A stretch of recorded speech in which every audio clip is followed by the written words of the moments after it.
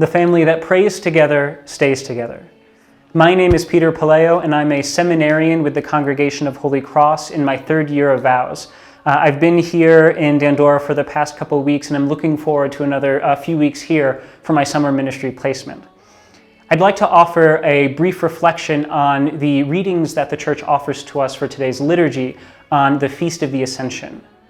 A very profound phrase occurs twice in these readings, both from the Acts of the Apostles and from the Gospel of Luke. That phrase is the promise of the Father.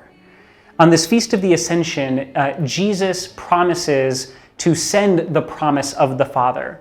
And Luke recounts in the Acts of the Apostles that Jesus would often promise this promise of the Father, which would be a baptism, not with water like John, but with the Holy Spirit.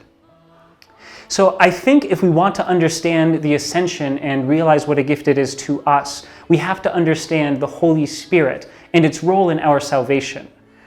And if you want to understand the Holy Spirit, all you have to do is read the Acts of the Apostles, which is the story of what happens to the disciples after they receive the Holy Spirit.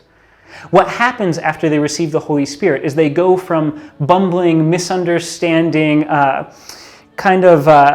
failures in the Gospel of Luke to energetic, zealous preachers, teachers who perform miracles and impress everybody in the Acts of the Apostles.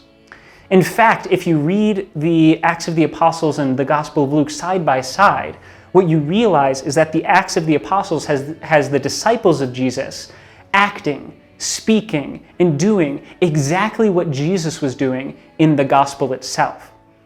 So I think this Feast of the Ascension is important because it reveals to us that our salvation as Christians, our Christian life, is not just accomplished by the incarnation at Christmas, by the death and resurrection during Easter, but also by the ascension of Jesus to the Father and his sending of the promise of the Father, of that Holy Spirit.